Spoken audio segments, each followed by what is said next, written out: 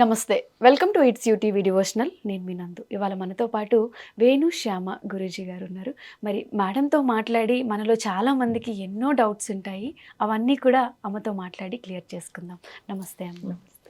ఎలా ఉన్నారు? బా మేము రెగ్యులర్‌గా మీ వీడియోస్ అవి చూస్తూ ఉంటాము. అంటే మరి దైవాన్ని నమ్మొచ్చు కానీ మూఢనమ్మకాలు అనేవి రిలేటెడ్ కాకుండా అందరూ చెప్పేది ఒక వెర్షన్ అయితే మీరు చెప్పేది ఇంకొక వెర్షన్ ఉంటుంది. అందుకే మీతో పర్టిక్యులర్‌గా కొన్ని టాపిక్స్ చేయాలి అని చెప్పి ఎంచుకున్నాము. అది వన్ బై వన్ టాపిక్‌గా తీసుకుందామమ్మ. ఫస్ట్ ఆఫ్ ఆల్ ఇప్పుడు శ్రావణ మాసం స్టార్ట్ అయింది. రక్షాబంధన్ కూడా వస్తుంది కాబట్టి అసలు రాఖీ ఎందుకు జరుపుకోవాలి? మన పురాణాల్లో నిజంగా రాఖీ అనేది ఉంది. రాఖీ అనేది ఎందుకు జరుపుకోవాలి అంటే ఇక్కడ శ్రీకృష్ణుడి కాలం నుంచి ఈ రాఖీ ఉన్నట్టు మనం వింటున్నాం. అన్నిటికంటే ఏంటి అంటే సోదరి ఆవిడ పెళ్లి చేసుకుని వేరే ఇంటికి వెళ్ళిపోతారు. అందుకే ఆవిడ ఆడపిల్ల అంటే అక్కడ ఉండే పిల్ల. ఫస్ట్ మొదలు పెట్టడమే ఆడపిల్ల అని పెంచాం. అంటే ఇక్కడ ఉండే పిల్ల కాదు, వేరే చోటు ఉండే పిల్ల అని. అందువల్ల ఈ అన్నదమ్ముల మధ్య అంటే అన్న చెల్లో అక్కో ఈ సోదరుల మధ్య అనుబంధం అన్నది తెగిపోకూడదు. ఎందుకంటే ఎప్పుడు చెల్లులు కానీ అక్క కానీ ఈ అన్నయ్య కానీ తమ్ముడు కానీ యొక్క ఆయుష్ని కోరుకుంటుంది. అంటే వాళ్ళు చాలా బాగోవాలని కోరుకుంటారు. వాళ్ళు ఎప్పుడు హాయిగా బతకాలి అంటే వాళ్ళ బతుకుని కోరుకునేదే సోదరి. ఇక్కడికి వచ్చేసరికి అన్న కానీ తమ్ముడు కానీ ఈ అక్క చెల్లిని ఏం కోరుకుంటే ఎప్పుడు సౌభాగ్యంగా ఉండాలి అంటే తను ఎప్పుడు సంతోషంగా ఉండాలని కోరుకునే వాళ్ళే ఈ సోదరులు. కాబట్టి ఈ అనుబంధం ఎప్పుడు చాలా అందుకే అన్న అని పిలుస్తారు. అన్న అంటే అర్థం ఏమిటి? తన్ని అంటే పరోపకారార్థం ఇదం శరీరం అన్నది మనం చూస్తాం. అన్న అంటే అర్థం ఏమిటి అంటే అమ్మ నాన్న ఇద్దరిలో సగమై ఏం చేస్తారట అంటే తను అన్నది కూడా వదిలేసి ఈ సోదరి యొక్క క్షేమాన్ని ఎవరైతే చూస్తారో వాళ్ళనే అన్న అని పిలుస్తారు. మనకి కృష్ణుడి కాలంలో అంటే ఇక్కడ 2 కథలు ఉంటాయి. ఒకటి ఏంటంటే ఒకసారి శిశుపాలుడి పైన సుదర్శన చక్రం విసిరినప్పుడు చేయి తెగితే పాండవులే కాదు ఆ సభలో ఉన్న అందరూ పరిగెడతారట. ఏంటి అంటే కృష్ణుడికి రక్తం కారిపోతోంది, ఎలా అయినా సరే గుడ్డ కట్టాలి అని. అక్కడే ఉన్న ద్రౌపది ఏం చేస్తుందిట అంటే ఆవిడ చీరని చింపేసి కట్టేస్తుంది. కట్టేయడం ద్వారా ఏమవుతుంది అంటే ఆ రక్ష ఏదైతే ఉందో ఆ రోజు నుంచే రక్షా పౌర్ణమి మొదలైంది అని చెప్పేసి చెప్తారు. రెండోసారి వచ్చేసరికి ఏమవుతుంది అంటే ఒకసారి రుక్మిణీదేవి సత్యభామ వీళ్ళందరూ 8 మంది భార్యలు పూజ చేసుకోవాలనుకుంటారు. ఆ పూజ చేసుకోవాలనుకుంటే దానికి చెరుకు అవసరం అవుతుందన్నమాట. ఆ చెరుకుని శ్రీకృష్ణుడు కట్ చేద్దామని చేసేసరికి చెయ్యి తెగుతుంది. తెగేసరికి సత్యభామ రుక్మిణి అందరూ ఏం చేస్తారంటే దాసీల్ని వాళ్ళని పంపించి ఏదన్నా పట్టుకురండి ఆయనకి రక్తం వచ్చేస్తుంది కట్టాలని చెప్పి వీళ్ళు చాలా టెన్షన్ పడిపోతూ ఉంటారనమాట. ఆ టైంలో అక్కడే ఉన్న ద్రౌపది ఏం చేస్తుంది అంటే చీర చింపి కట్టిందని చెప్తారు. ఆ రోజు రక్షాబంధన్ అంటే ఈ 2 అక్కడే ఉన్నాయి భారతంలోనే.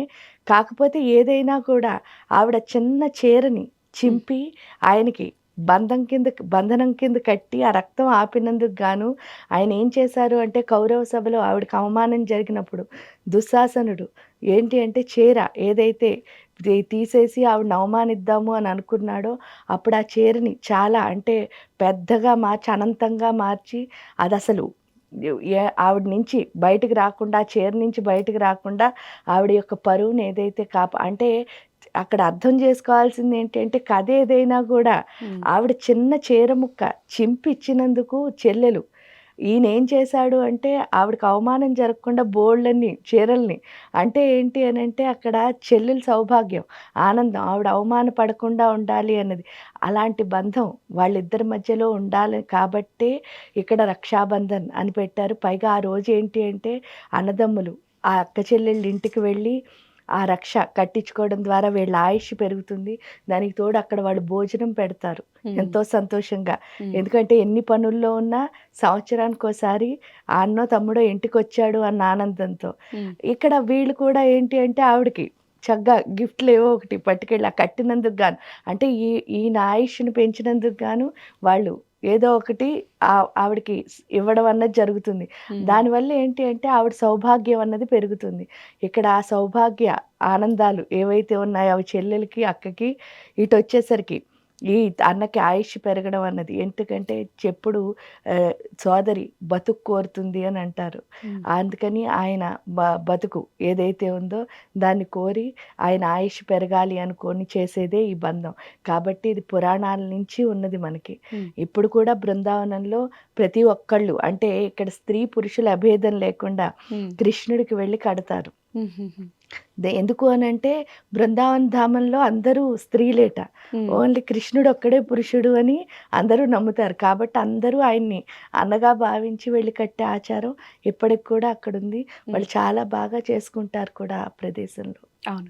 అంటే పర్టిక్యులర్ టైము ఇప్పుడు అందరు ఇదే టైంలో కట్టాలి, కొంచెం చాదస్తంగా మాట్లాడుతూ ఉంటారు. అలా ఏం లేకుండా ఆ రోజులో ఎప్పుడైనా కట్టొచ్చా? నిజంగా ముహూర్తాలు అలా ఉంటాయి? ముహూర్తాలే ఉండవమ్మా. ఎందుకంటే మనం మంచి పని చేయడానికి నేను చెప్పేది ఏంటి అంటే నా ఒపీనియన్ ప్రకారం మంచి పని చేయడానికి అసలు ముహూర్తం చూసుకోక్కర్లే. ఎందుకంటే అనుకోగానే ఆ ఆలోచన ఎవరిస్తారు మనకి? భగవంతుడే కదా ఇస్తాడు. ఆ భగవంతుడు ఇచ్చిన ఆలోచనని నెక్స్ట్ మినిట్ ఇంప్లిమెంట్ చేయడమే గొప్ప. ఎందుకంటే ఆ ముహూర్తాలు ఇవన్నీ చూసుకోవడం వల్ల ఏమవుతుంది, ఒక్కొక్కసారి మన బద్ధకంతో ఆ పని కూడా పాడవుతుంది. అదే వెంటనే చేసామనుకోండి ఆ పని చాలా బాగా జరుగుతుంది. ఎందుకంటే దేవుడు ఎప్పుడు ఆలోచన ఇచ్చాడో, ఎందుకంటే మన లోపల ఉన్న ఆలోచన కూడా దేవుడే, భగవంతుడే. ఆ భగవంతుడు ఇచ్చిన ఆలోచనని వెంటనే ఎవరైతే చేస్తారో వాళ్ళే లైఫ్లో సక్సెస్ అవుతారు. ఇవన్నీ ఎవరైతే చూసుకుంటారో, ఎందుకంటే మనం ఏం చేస్తున్నాం, రిస్ట్రిక్ట్ చేసేసుకుంటున్నాం. అంటే వ్యాపక చైతన్యం కింద ఉండాల్సిన మనం ఎప్పుడైతే లిమిటెడ్గా మారిపోతున్నామో, అన్లిమిటెడ్గా ఉండాల్సిన వాళ్ళం, ఇంక మన పనులన్నీ లిమిటెడ్గానే ఉంటాయి. అన్లిమిటెడ్గా ఎవరు అవ్వాలనుకున్నారో భగవంతుడు ఏ ఆలోచన ఇచ్చినా సరే ఆ ఆలోచనని వెంటనే మనం ఏం చేయాలి, ఇంప్లిమెంట్ చేయాలి. భగవంతుడు ఇచ్చేది ఎప్పుడు మంచి ఆలోచనే అవుతుంది. ఓకే. సో అమ్మ చెప్పినట్టు చాదస్తాలు, మూఢనమ్మకాలు పెట్టుకోకుండా మంచి పని చేయడానికి ముహూర్తం అక్కర్లేదు అనేది చాలా క్లియర్‌గా అమ్మ చెప్పారు. కాబట్టి మూఢనమ్మకాలన్నీ వదిలేసి మీకు నచ్చిన టైంలో అండ్ రాఖీ కట్టొచ్చు. థ్యాంక్ యూ సో మచ్ అమ్మ. ధన్యవాదాలు.